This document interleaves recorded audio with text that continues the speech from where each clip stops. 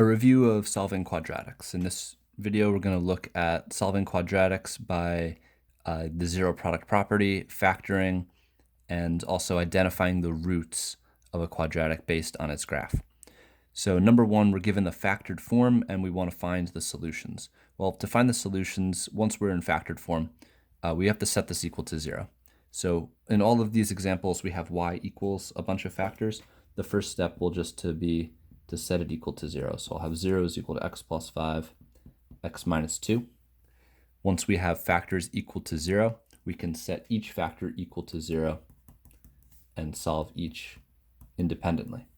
So here we'll have x is equal to negative 5 and x is equal to positive 2. Okay, pause the video and try B through F on your own. Okay, here's the solutions to B through F. We'll have 0 equal to x minus 2, x plus 6, x minus 2 equals 0, x plus 6 equals 0. So x will equal 2 and x will equal negative 6. Once you become more fluent in this, you can skip some of these steps. We'll still continue to set it equal to 0, x minus 7, x minus 4. And we can realize that it's just the reverse sign of whatever's in the parentheses. So x minus 7 is equal to 0, so x will be positive 7. X minus 4 is equal to 0, so x will be positive 4. For part D, we'll have 0 is equal to x times x plus 4. X is equal to 0. This is solved for us already. X plus 4 equals 0, so x will be negative 4. Here we'll have two-step equations. 2x plus 5 equals 0. X plus 4 equals 0. Here we'll have to subtract 5 from both sides, but we still have an additional step of dividing by 2. So x will be negative 5 over 2. Over here we'll subtract 4 from both sides, and x will be negative 4. And finally, for part F, we'll have 3 plus x equal to 0, as well as 9 minus x equal to 0.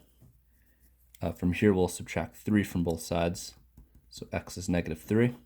And over here, it's quicker if we add x to both sides. That way we have a positive x value right away, and we won't need to divide by that negative 1. Okay, number 2, we need to find the solutions. These are going to be factorable. We're going to look at these, try and factor them using either the AM technique, greatest common factor, or difference of two squares. So in the first one, it's a trinomial, so we'll go for the add multiply method.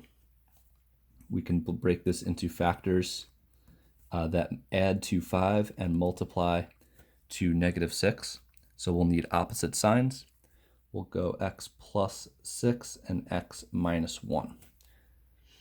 6 and negative 1 make 5 when added. 6 times negative 1 will be negative 6 when multiplied.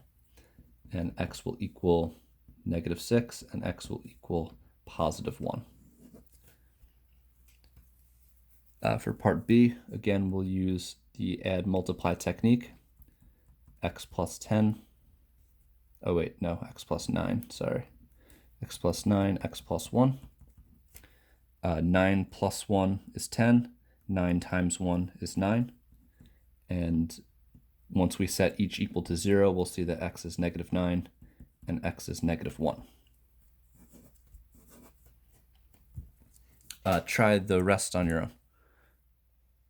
Okay, let's see the solutions. For part C, we're going to use the difference of two squares method of factoring. So I'll make two groups of parentheses. One's a plus, one's a minus.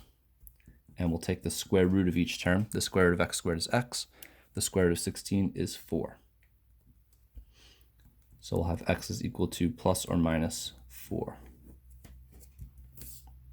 In part D, we'll use greatest common factor. They have x in common, so we'll factor out the x. And then once we have factors, we can set each factor equal to 0. X equals 0 is already solved. And subtracting 2 from both sides will show that x is equal to negative 2. For part E, we'll use add multiply again.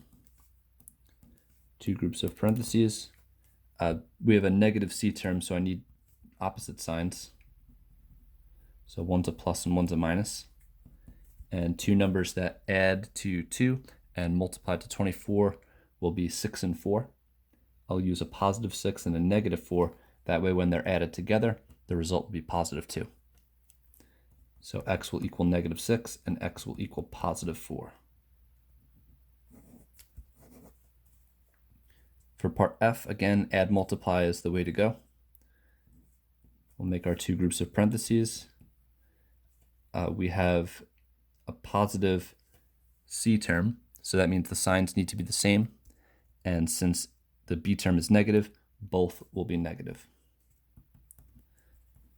And to multiply to 12 and add to 13, I'll need to use 12 and 1. So x equals 12 and x equals 1 will be my answers. Part 3, solve each of the following equations. This is a matter of just setting the equation equal to 0 first, then factoring, then using the zero product property. So in each of these sections, we're just adding on another layer of something we need to do. Okay, so for part A, I'll subtract x from both sides, and I'll also subtract 2 from both sides. Notice I'm lining up the like terms where they belong. So x squared minus 5x plus 6 equals 0. Two numbers that add to negative 5 and multiply to 6 will be negative 2 and negative 3. So x will equal 3 and x will equal 2. For pause the video, try B, C, and D. Okay, let's look at the solutions. I'll subtract 3x from both sides, and I'll also subtract 1 from both sides.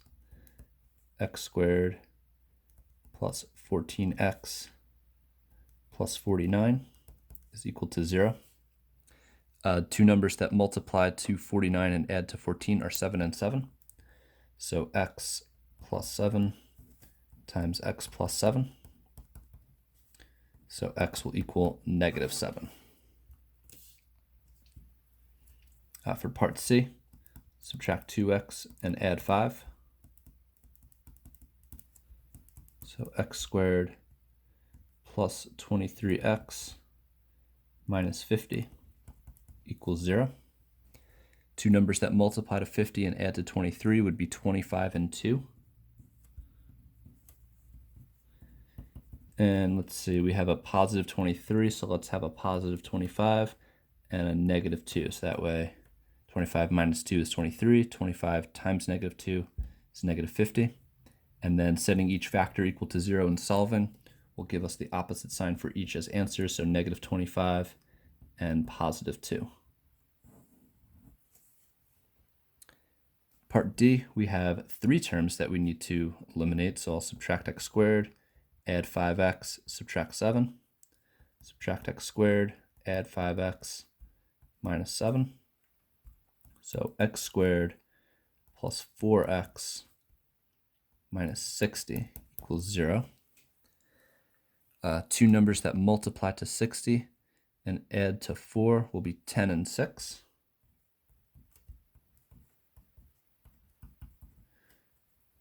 And we have a negative 60, so we need opposite signs. The b term is positive, so I want my larger number to have the positive. So x will equal negative 10 and x will equal 6. Okay, number 4, we would identify the roots of each of the following graphs. The roots are the x-intercepts. It's where they cross the x-axis. So here I see I have one intersection at 0 and another intersection at 2. So I'll say x equals 0, x equals 2. Try part B on your own. Pause the video. Okay, let's look at the solution. We'll look at where it crosses the x-axis. We have one intersection at negative 1 and another one at negative 3. So we'll have x equals negative 1 and x equals 3.